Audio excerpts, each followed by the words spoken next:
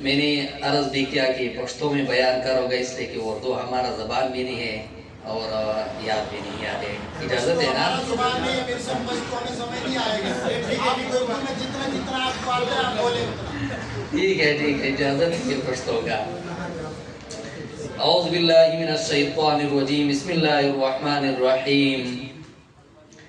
وَإِذَا قِيلَ لَهُمْ آمِنُوا كَمَا آمَنَ النَّاسُ قَالُوا أَنُؤْمِنُ كَمَا آمَنَ السُّفَهَاءُ أَلَا إِنَّهُمْ هُمُ السُّفَهَاءُ وَلَكِنْ لَا يَعْلَمُونَ. صدق اللہ العظیم. میرے پیارے دوستوں اور بزرگوں، علماء کرام، ہم تو مہمان ہیں، لیکن محبت کی وجہ سے صحابوں کے ساتھ بہت زیادہ محبت ہے. اس کی وجہ سے دل یہ چاہا کہ اس بابرکت باسعادت مجلس میں صرف حاضری کرو اور آپ کے سامنے ہو جاؤں. صحابہ یہ وہی لوگ ہیں، قرآن کریم کے اندر اللہ رب العزت نے اعلان کیا ہے رضی اللہ عنہم ورضوا عنہ. ہماری پشتوں میں ایک متل مشہور ہے، شاید کسی کے سمجھ میں آئے گا، د سرو پاپڑ او د یو لوڑ. د سرو پاپڑ او د یو لوڑ.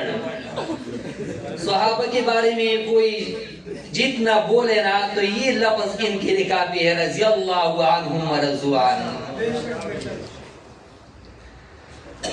اور قرآن کریم کے اندر اللہ تبارک و تعالی نے جو صحابوں کے بارے میں پورا بھلا کہتے ہیں، 4 تاکید کے ساتھ فرمایا، الا انہم هم الصفہاء ولکن لا یعلمون.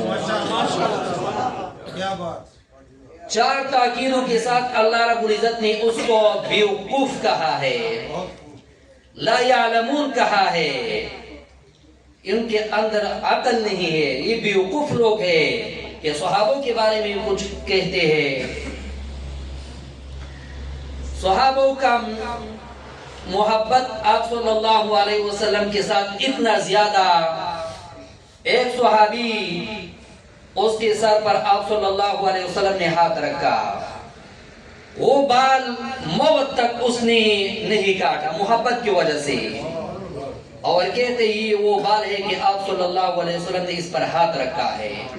اتنا محبت. ایسے واقعات بہت زیادہ ہے. آخر میں ایک شعر پڑھتا ہوں اور اس پر اپنا بیان بھی ختم کرتا ہوں. وَلِلصِّدِّيقِ رُجْحَانٌ جَلِيٌّ عَلَى الْأَصْحَابِ مِنْ غَيْرِ احْتِمَالٍ وَلِلْفَارُوقِ فَضْلٌ بَعْدَ هَذَا عَلَى عُثْمَانَ ذِي النُّورَيْنِ عَالِي وَذُو النُّورَيْنِ حَقًّا كَانَ خَيْرًا مِنَ الْكَرَّارِ فِي سَبِّ الْقِتَالِ وَلِلْكَرَّارِ فَضْلٌ بَعْدَ هَذَا عَلَى الْأَغْيَارِ تُرًّا لَا تُبَالِي. وآخر دعوانا أن الحمد لله رب العالمين.